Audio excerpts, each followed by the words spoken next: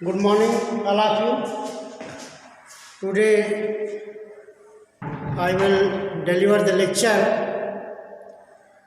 on the topic religious causes of religious reformation in Germany. Germany में धर्म सुधार आंदोलन के कारण क्या है?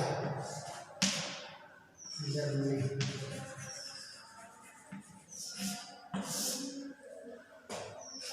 causes of religious reformation in Germany. Germany में धर्म सुधार आंदोलन के क्या कारण थे, इस पर हम जो है प्रकाश डाल चुके हैं कि किस धर्म से जर्मनी अत्यंत छोटा राज्य था एवं वहाँ पर जो है लोगों की पहुँच नहीं हुई थी, अर्थात निर्धन राष्ट्र होने के नाते वहाँ पर लोग जागरूक नहीं थे। दूसरा कारण यह था कि लियो दशम ने ऐसे क्षेत्र को चुना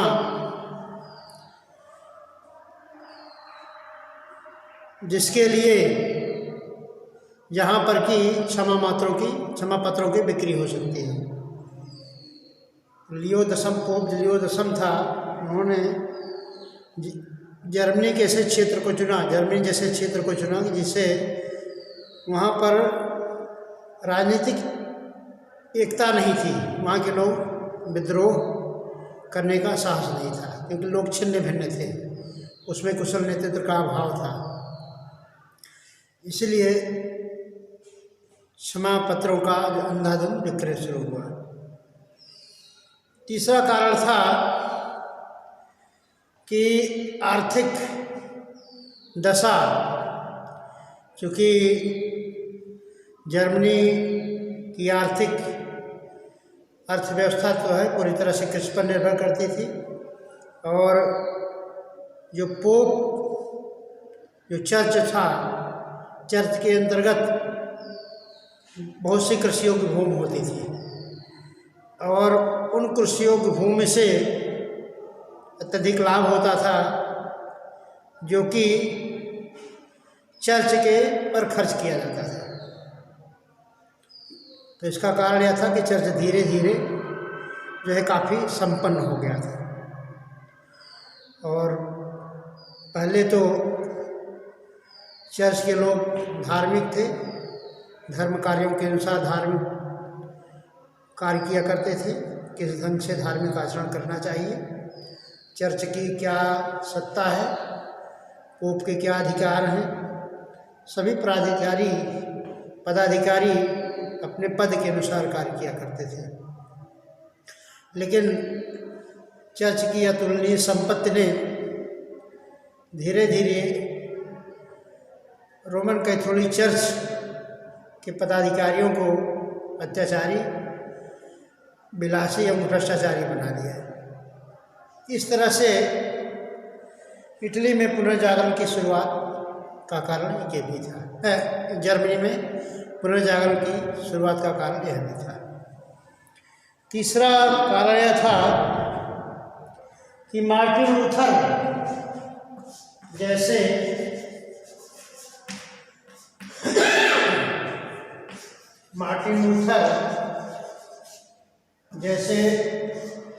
स्वतंत्र तथा प्रभावशाली व्यक्तित्व का उदय। जर्मनी में कैथोलिक चर्च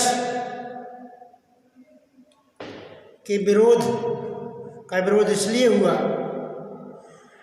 कि मार्टिन लूथर जैसे स्वतंत्र विचार वाले एवं प्रतिभाशाली व्यक्तित्व का उदय हुआ, जिन्होंने यह देखा कि चर्च में किस तरह से घोर अन्याय है, चर्च में किस तरह का जो है अत्यंत ही दयनीय स्थिति में चर्च है, जिसमें पदाधिकारियों द्वारा अपने पदों का दुरुपयोग किया जा रहा है।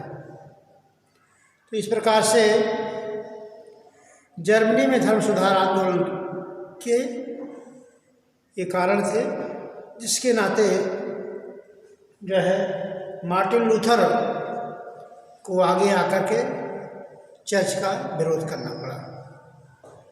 तो सर्वप्रथम मार्टिन लूथर के जन्म के बारे में प्रकाश डालेंगे। 1483 से 1546 तक मार्टिन लूथर का कार्यकाल था।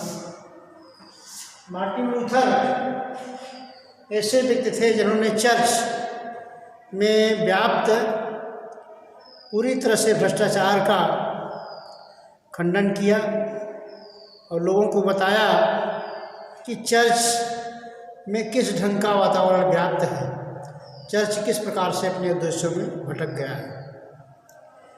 तो इनके जन्म पर हम प्रकाश डालेंगे। मार्टिन लूथर का जन्म 1483 में हुआ था। यह जो है, इनके पिता का नाम हेंस लूथर था तथा इनकी माता का नाम मार्गरेट था। यह इनके पिता जो है कृषि का कार्य किया करते थे, खेती करते थे, जो कि बहुत ही दीनहीन थे, बहुत ही दरिद्र थे, बहुत ही निर्धन थे और शीघ्र ही अपनी निर्धनता के कारण इनको अपने व्यवसाय में परिवर्तन करना पड़ा हेंस लूथर को। हेंस लूथर वह गांव का स्थान छोड़ करके वह जो है मैन्सफील्ड चले गए और वहाँ पर उन्होंने एक खान में काम करना शुरू किया। मार्टिन लूथर ने स्वयं लिखा है कि मेरे पिता एक खान में काम करते हैं तथा मेरी माता एक लकड़ी बिनने का काम करती है, जंगल में जाकर के लकड़ी बिनती है और उन लकड़ियों को बेच करके जो है जो लकड़ियों से आमदनी होती है उसे जो है गृह कार्य चलाती है। लेकिन कारखाने में खान में काम करने के बावजूद भी आमदनी कम होने के कारण वह अत्यंत निर्धन थे। उनका जीवन बड़े निर्धनता में बीता, लेकिन शीघ्र ही उनकी स्थिति में परिवर्तन आया। वह जो है एक नगर के सभासद चुन लिए गए और इस प्रकार से मार्टिन लूथर जो था उसका जीवन अत्यंत निर्धनता में बीता था। मार्टिन लूथर ने अपनी पढ़ाई प्रारंभ किया तथा मेजोर के एक स्कूल में इन्होंने अपना प्रवेश लिया, एडमिशन लिया तथा इसके बाद इन्होंने एरफर्ट विश्वविद्यालय में जो है स्नातक में प्रवेश लिया। एरफर्ट विश्वविद्यालय और जर्मनी का उस समय का बहुत ही महत्वपूर्ण प्रसिद्ध विश्वविद्यालय था। इसके बाद इन्होंने एमए में अपना अध्ययन शुरू किया। एमए करने के बाद इनके पिता की इच्छा थी कि वह कानून की शिक्षा प्राप्त करें। पिता की इच्छा के अनुसार इन्होंने कानून की शिक्षा ग्रहण किया। इसके बाद इनके जीवन में कुछ ऐसी महत्वपूर्ण घटना घटी जिसके कारण इनका हृदय परिवर्तन हो गया। इनके उस परिस्थिति ने इनको सन्यासी बनने पर बाध्य किया। बचपन से ही सन्यासी प्रकृति के थे, लेकिन कि पिता की इच्छा थी कि ये सन्यासी न बने, क्योंकि पिता इनके सन्यासपन से बहुत दुखी थे। और तो एक महत्वपूर्ण ऐसी घटना घटी जब यह मैन्सफील्ड से एयरफर्ट आ रहे थे। उसी समय रास्ते में सहसा काले बादल घिर गए और बहुत तेज की आंधी एवं वर्षा होने लगी। और सहसा ही एक तीक्ष्ण तेज बिजली की चमक के कारण जो है ये धराशायी हो गए। और धराशायी होने के बाद सहसा इनके मुख से इनके मुख से वाणी निकली कि ऐन आप हमारी सहायता करो। तो इस प्रकार से ये उठ गए और उठने के बाद इन्होंने जो है यह निश्चय किया कि मैं अब संन्यास धारण कर लूँगा, क्योंकि वचन दे चुके थे कि मैं अब सन्यासी हो जाऊँगा। इस प्रकार से एक सन्यासी का जीवन इन्होंने व्यतीत किया। तत्पश्चात यह जो है सन्यासी बनने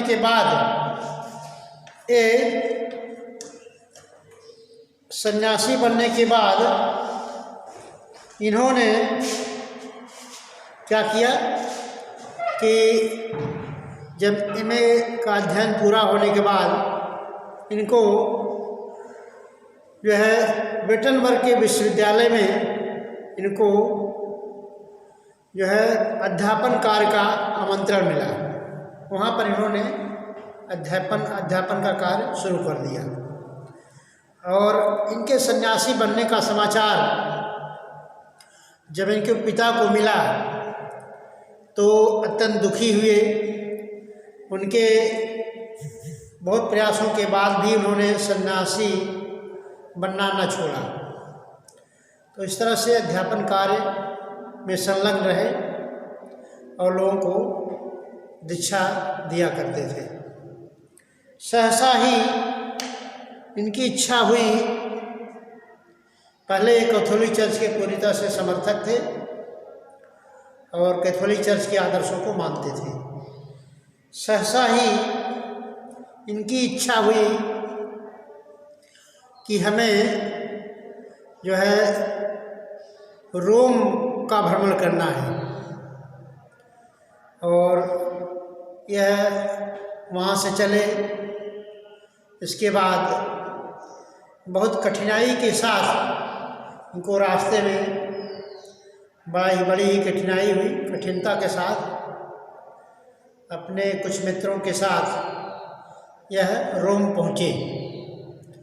और रोम को पहुँच करके उन्होंने चर्च की दयनीय दशा का अवलोकन किया। इन्होंने देखा कि किस ढंग से चर्च की स्थिति बड़ी बदतर है। फिर भी कैथोलिक चर्च के आदर्श को ही मानते थे, लेकिन जब पूरी तरह से देखा कि पोप से लेकर के नीचे के जितने भी चर्च के प्राधिकारी हैं वो किस ढंग से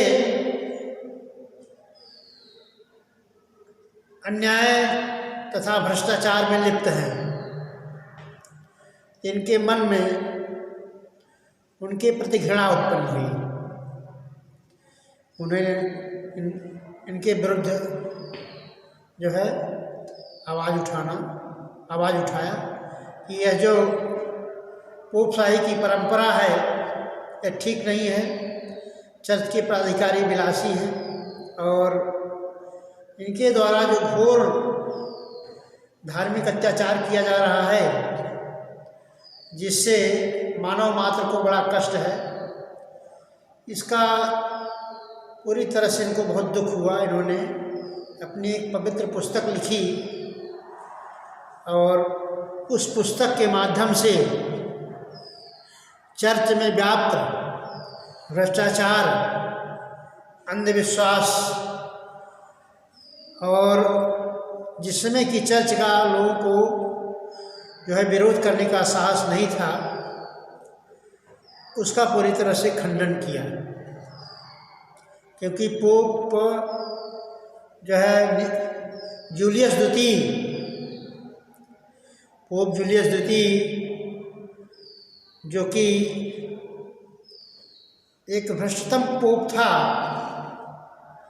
उनके बारे में इन्होंने लिखा कि यह बहुत ही भ्रष्टतम पोप है। उन्होंने पदों की बिक्री करके पोपशाही की परंपरा को कायम किया था। अर्थात पोप जूलियस द्वितीय के अत्याचार को देख करके उनको बहुत कष्ट हुआ रोम में, क्योंकि पोप जूलियस द्वितीय क्या किया करता था, इन्होंने जितने भी चर्च के पद थे, कार्डिनल, आर्च बिशप तथा पादरी से लेकर के वहाँ पर धार्मिक योग्यता के आधार पर पदाधिकारियों का चयन न होकर के धन के आधार पर पदों का चयन किया जाने लगा। इसके पश्चात जो पोप कैथोलिक चर्च के अंतर्गत जो तुलनीय संपत्ति थी, उसके कारण जो कैथोलिक चर्च, ईसाई धर्म का जो कैथोलिक चर्च था, वह पैसा धार्मिक कार्यों में न लग करके पूरी तरह से वह इनकी शान शौकत, धर्माधिकारियों की शान शौकत तथा विलासतापूर्ण जीवन व्यतीत करने में व्यतीत हो रहा था। तत्पश्चात इन्होंने पोप लियो X, जिन्होंने कि जर्मनी में जैसे क्षेत्र में एक राजप्रासाद का निर्माण करने में उन्होंने क्षमा पत्रों की बिक्री का आदेश दिया। इंडल्जेंसेस जो थे, क्षमा पत्रों की बिक्री का आदेश दिया, क्योंकि उनको अत्यंत पैसे की आवश्यकता थी। और उन इंडल्जेंसेस के माध्यम से यह सुनिश्चित किया कि अपनी क्षमता के आधार पर कोई भी व्यक्ति चाहे जितना से गंभीर अपराध किया हो, इन क्षमा पत्रों को प्राप्ति के लिए धन देकर वह अपराध से मुक्ति पा सकता था। वास्तव में कैथोलिक चर्च, प्रारंभिक कैथोलिक चर्च के नियमों के अनुसार जो क्षमा पत्र थे, क्षमा पत्र ऐसा एक प्रमाण पत्र था जिसके माध्यम से चर्च जो है किसी व्यक्ति को प्रायश्चित का समय देती थी। वह व्यक्ति प्रायश्चित के पश्चात, जो प्रायश्चित करने के पश्चात वह उससे मुक्ति पा सकता था। मीन्स प्रायश्चित कर लेता था तो पाप से मुक्ति मिल जाती थी।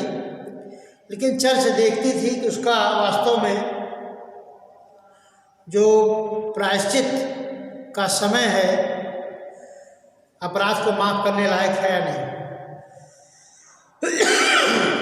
इस तरह से उसमें एक वेद विधान के अनुसार ही जो है क्षमादान दिया जाता था।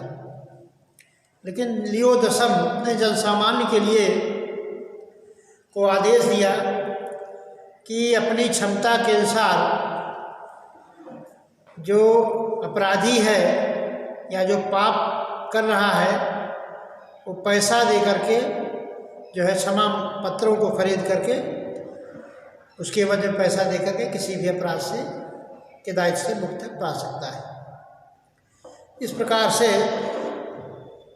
जब मार्टिन लूथर ने यह देखा कि किस धर्म से धर्म में कैथोलिक चर्च पूरी तरह से में अत्याचार करता है, इसने कैथोलिक चर्च का विरोध किया और खंडन किया। खंडन करने के पश्चात जो है प्रोटेस्टेंट धर्म की शुरुआत की। तो आई thank you very much. I will conclude here lecture. Thank you.